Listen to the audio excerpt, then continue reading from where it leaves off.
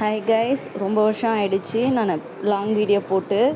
Pillar எப்படி ready பண்ணுறதுன்னு பார்க்கலாம். ஊசி நூல் இல்லாமல் எப்படி பில்லர் தைக்கிறன்றதை நான் இன்றைக்கி சொல்கிறேன். அதுக்கு 7000 கம் ஒன்று எடுத்துக்கோங்க. அப்புறம் கொண்ட ஊசி இருக்கு இல்லைங்களா, அதுவும் எடுத்து வச்சுக்கோங்க. அப்புறம் கொஞ்சமாக பூ இருந்தால் போதும், ஒரு 50 கிராம் பூ இருந்தால் கூட போதும். நீங்கள் ஒரு 3 பில்லர் வந்து ரெடி பண்ணலாம். டிஃப்ரெண்ட்டாக உங்களுக்கு எப்படிலாம் பிடிச்சிருக்கோ அந்த மாதிரி கூட நீங்கள் ரெடி பண்ணிக்கலாம். ஃபஸ்ட்டு ரவுண்டாக கட் பண்ண அந்த அட்டையில் வந்து கொண்ட ஊசி பின் இருக்கு இல்லைங்களா, அதில் கொஞ்சம் கம் எடுத்து பின்னாடி வந்து ஒட்டிக்கோங்க. அப்புறம் இந்த டேப் இருக்குது இல்லைங்களா, இந்த மெடிக்கல்லாம் இருக்கும் பாருங்கள், அந்த டேப் வாங்கி அந்த டேப்பை கொஞ்சம் க்ரிப்பாக இருக்கிறதுக்காக அட்டையில் பார்த்திங்கன்னா கம்மு ஓரத்தில் ஒட்டிக்கோங்க. ஃபுல்லுமே அந்த கம் ஃபுல்லாக போட்டுட்டு இந்த காம்பு இருக்கு இல்லைங்களா, அது வந்து உள்ளே வந்துடணும். அந்த மொட்டு பார்த்திங்கன்னா மேலே இருக்கணும். அந்த மாதிரி ஒட்டிக்கோங்க. அப்படியே ரவுண்ட் ஷேப்பில் கரெக்டாக ஒட்டிகிட்டே வரணும்.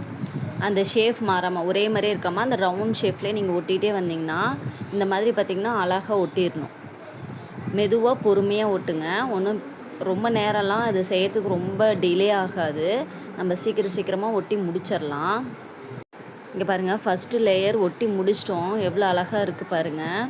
நான் எங்கேயாவது வெளியே போகிறேன்னா அர்ஜென்ட்டுக்கு ஒட்டிகிட்டு தான் போவேன். இந்த கோத்துட்ருலாம் இருக்க மாட்டேன். இந்த மாதிரி ஒட்டினோம்னாலே நல்லா க்ரிப்பாக அடுத்த நாள் 2 டேஸ் கூட நீங்கள் வச்சு யூஸ் பண்ணலாம்.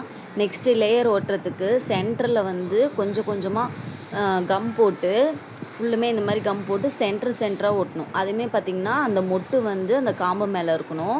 மீதி எல்லாமே கம் போட்டு நல்லா ஒட்டிடுங்க.